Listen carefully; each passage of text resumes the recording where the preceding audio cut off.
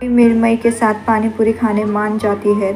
तभी उसे वॉचमैन का कॉल आ जाता है। वॉचमैन कहता है अर्श गुजराल आपसे मिलना चाहते हैं। सवी कहती है ठीक है। सवी और मृण्मयी तुरंत नीचे जाते हैं। तभी हम देखते हैं कि अर्श गुजराल नीचे पार्किंग एरिया में सवी का इंतजार कर रहा होता है। सवी अर्श से कहती है कि मैंने अपनी बात क्लियर कर दी है आपको, लेकिन फिर भी आप बेशर्मियों की तरह यहाँ आके खड़े हैं। अर्श भी कहता है कि मैंने भी अपनी बात क्लियर कर दी है कि आशिका और रजत के बीच कोई खिचड़ी पक रही है, लेकिन पता नहीं क्यों तुमने मेरी बात सुनकर भी अनसुनी कर दी है। बट नेवर माइंड, लेकिन ठीक है, आज तुम अपनी आंखों से ही देख लो। देखो, सवी कहती है हाँ तो पता है मुझे कि रजत बच्चों के साथ पिकनिक पे गए हैं। इनफैक्ट यू नो व्हाट, रजत और सवी के बैग भी मैंने ही पैक किए।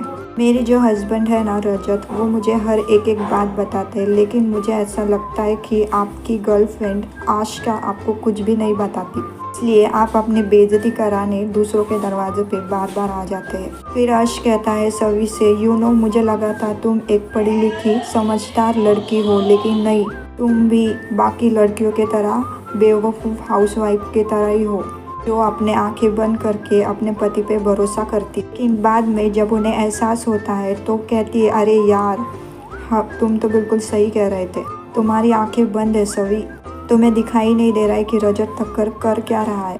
फिर सवी पलट कर जवाब देती है कि लगता है तमीज़ की भाषा आपको समझ ही नहीं आती, बकवास हो गई हो तो चुपचाप निकल जाइए, नहीं निकला जा रहा है तो बताइए मुझे, सिक्योरिटी से कहती हूँ धक्के मार के निकालेंगे आपको। फिर अर्श कहता है कि जिसको जाके कहना है कह दो, लेकिन एक बात मेरी भी कान खोल के सुन लो। फिर अर्श कहता है जिसको जाके कहना है कह दो, लेकिन मेरी एक बात कान खोल के सुन लो कि रजत अपने वकील के साथ मिलकर तुम्हारे एक्सीडेंट के सबूत मिटा रहे हैं। बहुत भरोसा है ना तुम्हें अपने पति पर, वो तुमसे हर चीज़ शेयर करता है, तुम्हें सब कुछ बताता है। तो फिर मुझे समझाओ ना, इतनी बड़ी बात उन्होंने तुमसे छुपाई क्यों? हाँ शायद से उसे तुम पर इतना भरोसा नहीं है ना तुम्हें उस पर अफसोस है। मुझ जैसा आदमी जिसे उसकी गर्लफ्रेंड कुछ भी नहीं बताती, वो तुम्हें ये सब बता रहा है। तो तुम्हारा महान हस्बैंड जो तुमसे सब कुछ शेयर करता है, वो तुम्हें इस बारे में कुछ भी नहीं बता रहा है। क्यों?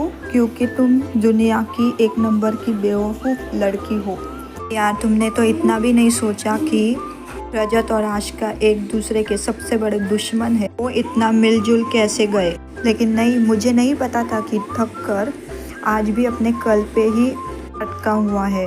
आशिका आज भी उसकी प्रायोरिटी है, तभी तो ने नई वाइफ के आई के एक्सीडेंट केस नहीं बल्कि अपने पुराने वाइफ आशिका का सपोर्ट कर रहा है। फिर अब तो उसे समझ में आ गया है कि आशिका ही उसकी जो कि माँ है, आशिका ही सब कुछ है और तुम नहीं। सभी से ये सब कह के रजत के लिए नफरत पैदा कर रहा है, उसे जेलस फील करा रहा है और वो चाहता है कि भी उसके साथ रजत और आशिका के पास रहे।